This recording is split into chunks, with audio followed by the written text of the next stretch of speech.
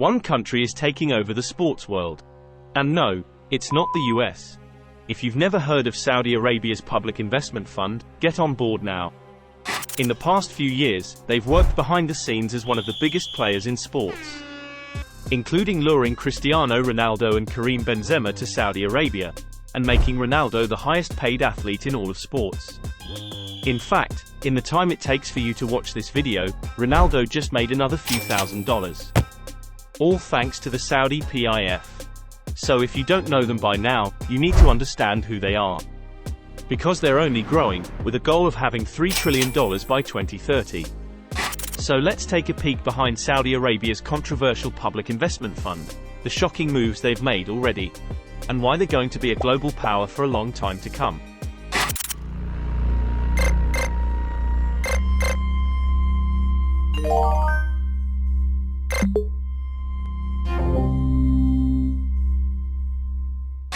First, let's clear things up. If you don't know what a public investment fund is, it's a state-owned sovereign wealth fund. Basically, a huge savings account for an entire nation, to invest in whatever they choose. Saudi Arabia's was established in 1971, and is governed by Yasir Al Rumayyan, who's also the chairman of Newcastle United. But the real power behind the Saudi PIF is Crown Prince Mohammed bin Salman Al Saud. Ever since he became Crown Prince in 2017, the PIF's investments have all been under bin Salman. It's estimated that their assets total about $650 billion. Let's take a look at what they've done so far. The PIF owns stakes in Electronic Arts, Activision Blizzard, and Nintendo. They own an indirect stake in Twitter, have invested in Uber, launched a new airline, Riyadh Air, in 2023, and are building a futuristic city in the Arabian desert. But there's one area the past few years that the PIF has been laser-focused on. Sports. Saudi Arabia has hosted several boxing title fights as well as WWE events. They founded the F1 Saudi Arabian Grand Prix and have had multiple races in the country. In 2021, the PIF also purchased Newcastle United, a football club in the Premier League, as well as 4 clubs in the Saudi Pro League. In 2022, the fund brought Cristiano Ronaldo to Saudi Arabia, with Al Nassr signing him to a world record contract. Al Nassr, of course, is one of the 4 clubs the PIF controls, and Ronaldo's contract is worth an absurd $225 million a year, the largest contract in all of football, and making him the highest paid athlete on the planet. In fact, if you break down the numbers, Ronaldo is being paid $420 every single minute. So in the time it takes to watch this video, Ronaldo has already earned another few $1,000s. But the PIF wasn't satisfied with just one big fish. They went hard after Lionel Messi and tried to tempt him with an astronomical $1.3 billion contract. Messi reportedly almost accepted the offer before choosing Inter Miami in the MLS. But Messi is still being paid by Saudi Arabia, though he has a secret contract to be a tourism ambassador for them, worth up to $25 million over 3 years, and was only brought to light once the New York Times got their hands on the contract. But even though they missed out on bringing Messi to the Middle East, the PIF was able to lure stars Karim Benzema and N'Golo Kante, both signing with Al Ittihad, another PIF-run club in the Saudi Pro League. With a lot of their attention on sports, it's also no surprise that Saudi Arabia hosts the Saudi Cup, the richest horse race in the world, with a prize of $20 million. But arguably the PIF's biggest move outside of football is the founding of LIV Golf in 2021. Creating a new golf league to compete with the PGA Tour, and trying to snatch their top talent away. It was bold and an instant game-changer, offering star players the chance to compete in the richest golf tournaments in history.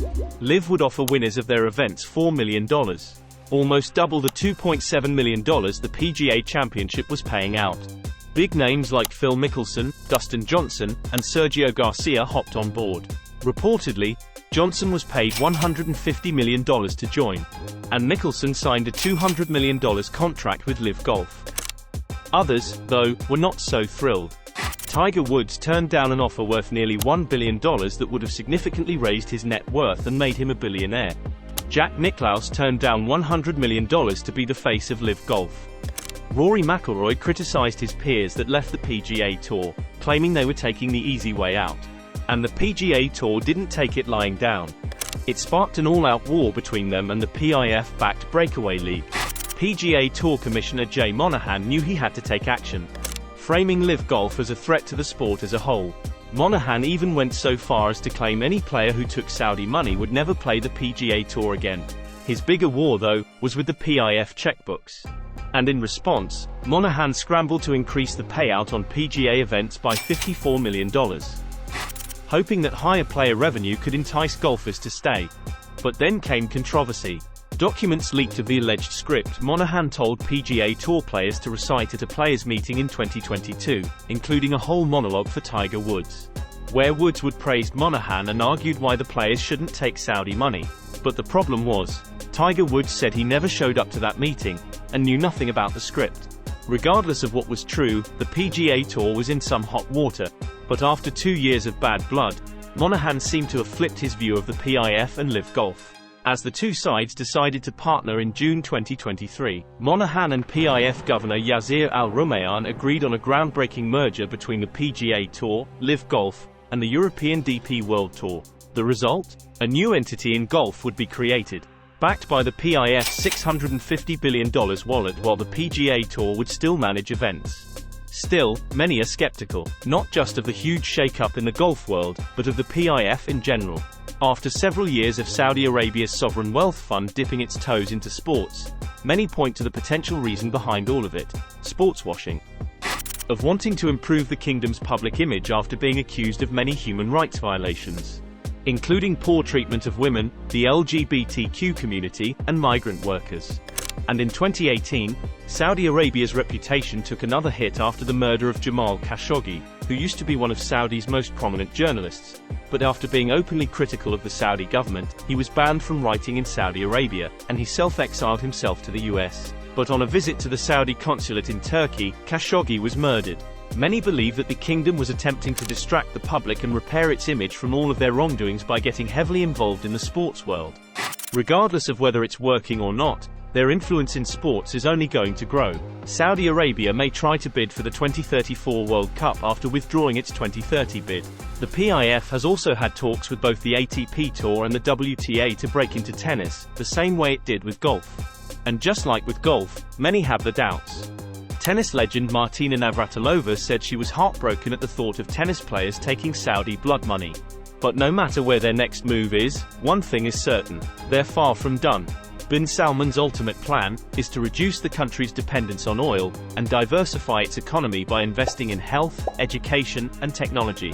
The goal is to grow the PIF's wealth to $3 trillion by 2030, a plan he calls Saudi Vision 2030. So keep an eye on Saudi Arabia and the PIF, because, whether for better or for worse, they're not going anywhere. So what are your thoughts on the Saudi PIF investing heavily into sports? With all the money that sports league owners make off of the backs of athletes, do you think it was only a matter of time before athletes would start following the money? Or do you think the athletes are being greedy? Let us know in the comments section below, and please consider leaving a like, comment, and subscribing to our channel. Thanks for watching.